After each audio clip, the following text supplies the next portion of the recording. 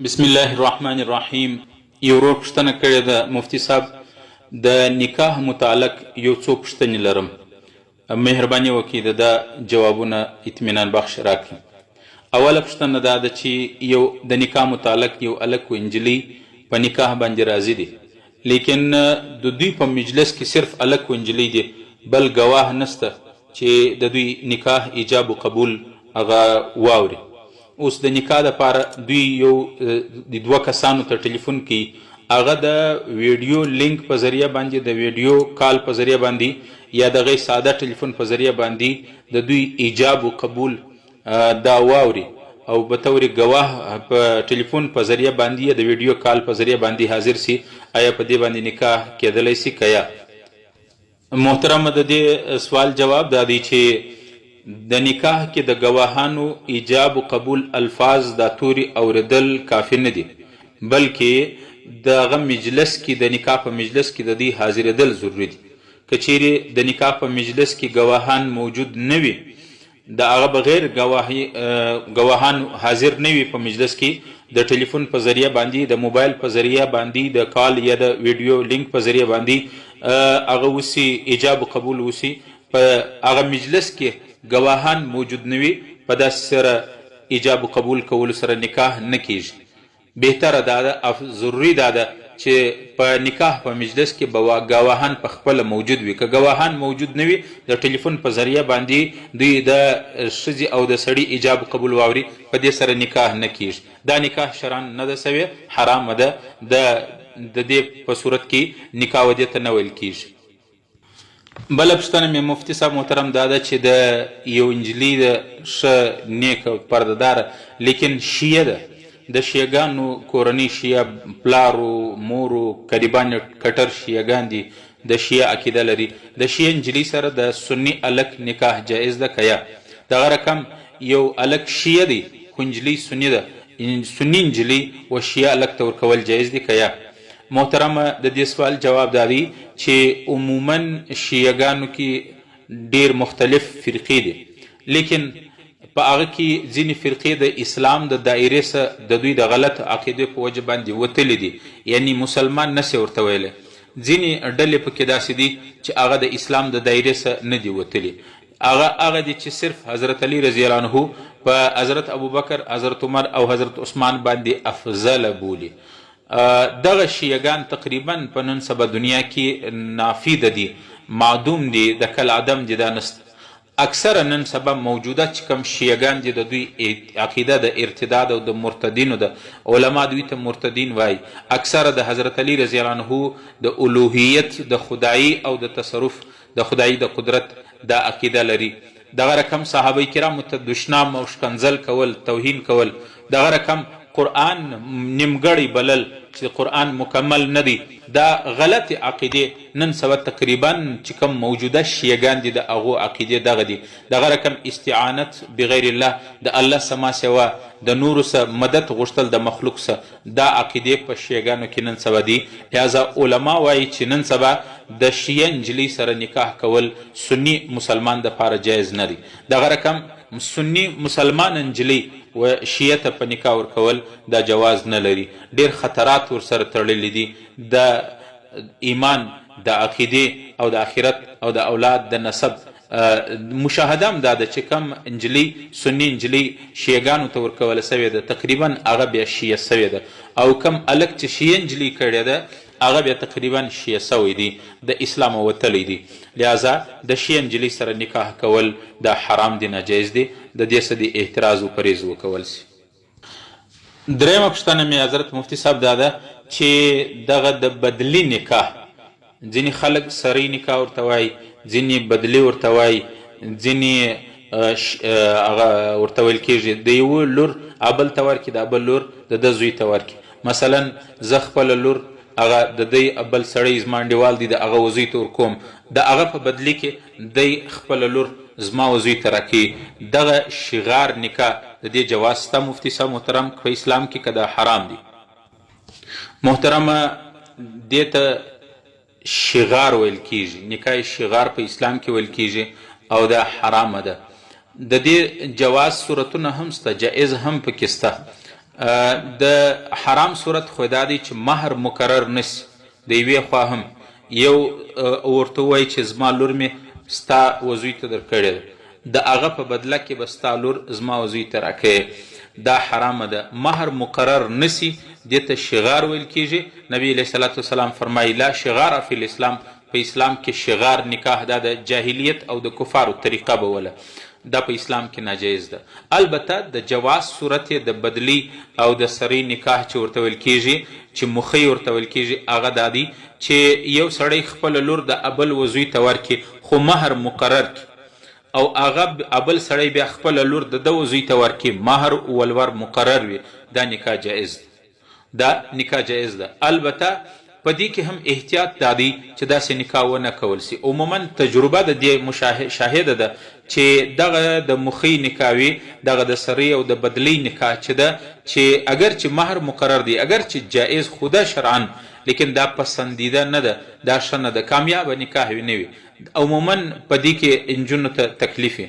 که چیرې په یو خاندان کې نجلۍ واده سو، یو خاندان والا د نجلۍ سره لږ ناجایز و ناانصافي کوله، نو هغه بل خاندان په خبر سي، د هغه خاندان نجلۍ که څه جرم کړي که نه کړي، د هغه بدله دلته د دې نجلۍ څخه اخیستل کیږي، د دې سره بیا ظلم و ناانصافي و ناترسي کیږي.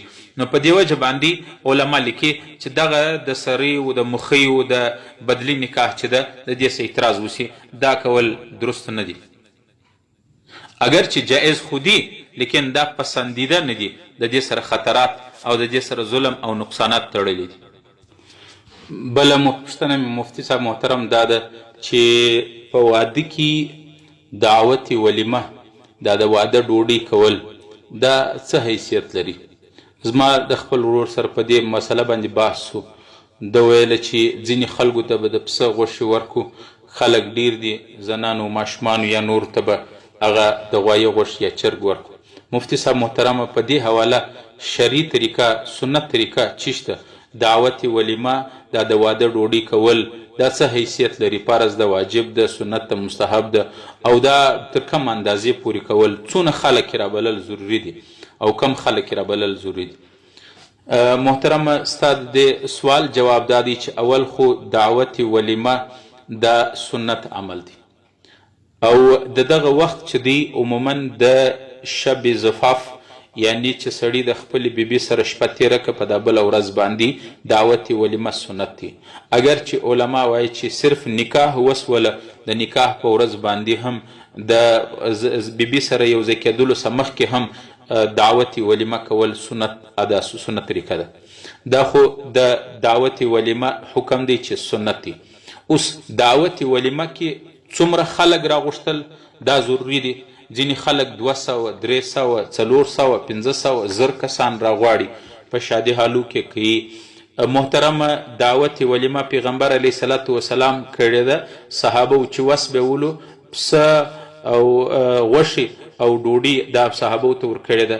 داسې ولیمه پیغمبر علیه السلام کړې ده چې صرف کجوري او ستو او غنم و جواری و دا شانې سره یو ځای کړي دي. دا هم پیغمبر علیه السلام دعوت ولیمه کړې ده. رسول الله په یو دعوت باندې په یو ولیمه باندې صرف وګره هغه تیاره کړې ده، خلکو ته یې ورکړې ده.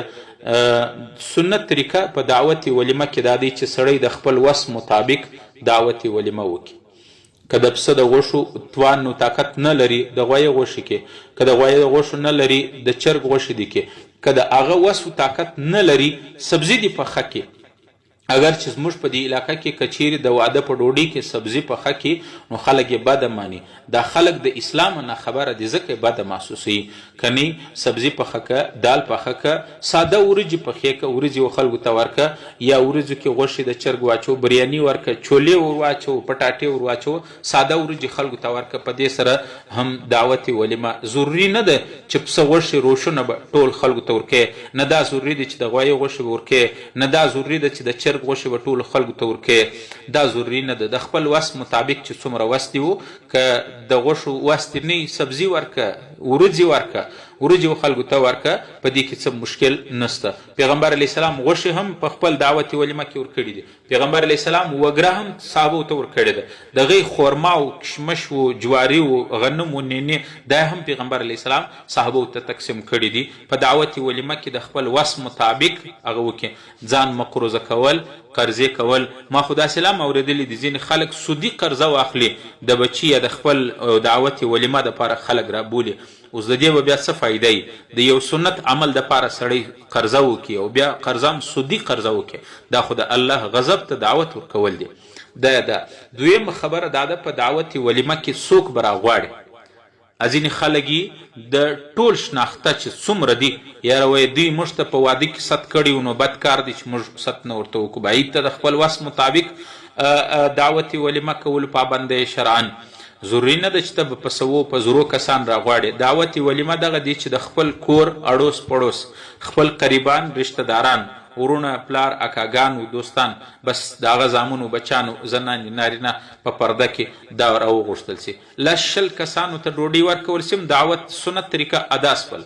ضروري نه ده چې په سوو په زرو خلک به راغواړي. ضروري نه ده چې شادي حالونه به ورته هغه کوي بلا کوي او شادي حالونه به په کرایي ورته نشي. په خپل کور کې په خپل بیټه کې یو لس شلو کسانو ته د محلې هغه راوغوښتل سي، هغه ته دعوت ورکول سي. سنت طریقه ادا سوله. که هغه ته غوښې په وس پرای غوښې، که د پسه نه وي، که د غوایي د چرګ یې، که هغه هم نه وي بریاني ورکړي، یو ساده وریجې دې ورکړي، که هغه هم نه وي سبزي دې ورکړي. ضروري نه ده چې خلکو ته به غوښې ورکړي. موږ معاشره چې ده دې رواجو تباه و برباد کړه. ودونه ګران سو، په دې وجه ګران سو چې خلک واده ته دونه ورخطا نه لکه د واده څه مخکې او بعد کې چې کوم خرافات او رسومات په دې وجه باندې نکاح یو سنت عمل دی، دا زموږ په خلکو کې ګران عمل سو. او بل په دعوت ولیمه کې قریبان، رشته داران، همسایگان او نیکان خلک، علما، طلبه، تبلیغي، دیندار حضرات، هغه ته دعوت ورکول. خصوصا غریبان پکې راغوښتل دا ډیر سنت عمل دی او ډیر بهتر عمل دی، امر دی. رسول الله صلی الله علیه وسلم هغه دعوت ولیمه ته شر دعوت ویلی دی. نبی علیه الصلاة والسلام وی شر الطعام، هغه بدترین دعوت دی. یدعا الیه الاغنیاء ویترک الفقراء.